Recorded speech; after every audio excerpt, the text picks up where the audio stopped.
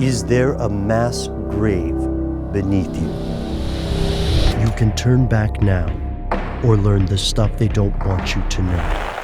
Hello everyone and welcome to the show. I'm Ben, that's Matt, and we've got Chandler here with us in the studio as well. That makes this the stuff they don't want you to know. This week we've been exploring the bizarre world of catacombs, which spread beneath cities from Odessa to Paris.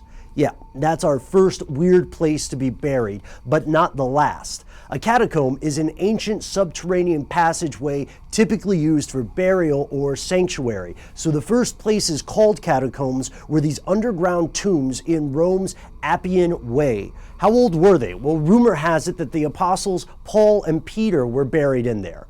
Originally, the word catacomb only referred to underground Roman tombs, but by the 1800s, this term could refer to any similar structure, from Paris to Peru. I mean, Paris probably has the world's most famous catacombs, but they're not the oldest, and not by a long shot. Most catacombs have also been used for multiple things, so not just mass graves, but stuff like secret housing for squatters, underground political gatherings, resistances, criminals, freedom fighters, and, of course, cults. The catacombs have been lousy with cults. There was even a movie theater there one time. Catacombs are still relatively mysterious today, and check out our upcoming episodes for more information on that.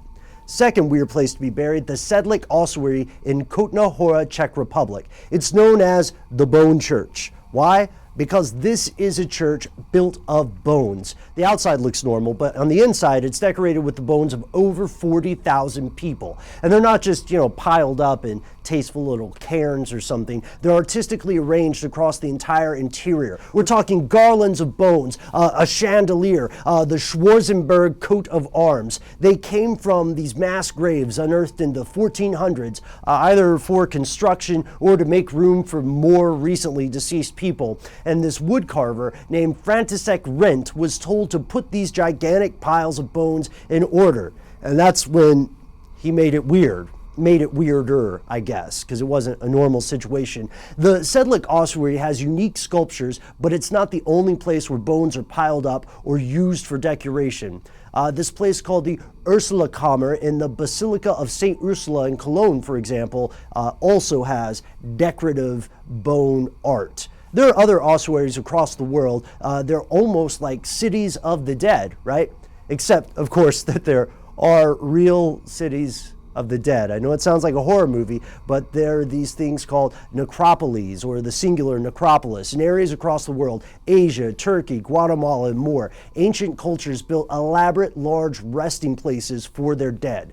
Today, these places, which are in varying states of preservation or ruin, teach us invaluable lessons about the lives and deaths of these earlier cultures. Now, like the word catacomb, the term necropolis has shifted meaning over time. Originally it referred only to ancient cities of the dead, but nowadays people use it more and more often to describe really large cemeteries like Wadi-us-Salaam in Najaf, Iraq, which I'm probably mispronouncing. That is often cited as the world's largest cemetery, is miles and miles. Like the catacombs, the resting places of this cemetery were occasionally used as sanctuary from various militaries or as meeting spots for resistance fighters or to ambush someone.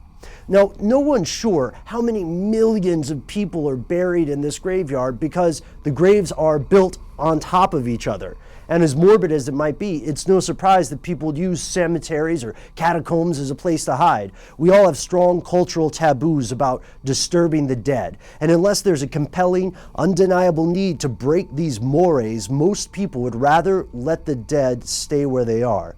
And that makes it the perfect cover if you have something you don't want others to know. So what lurks in these catacombs, right? And other forgotten places? Why do people believe there's more there than just dust and bones? Well, stay tuned to find out in our next episode. Thanks so much for watching. Our next episode is, of course, in our original format, where we explore rumors about the catacombs, everything from, The Walking Dead to mysterious, intelligent, subterranean figures of some sort. But let us know if you think there might be anything creepy living there.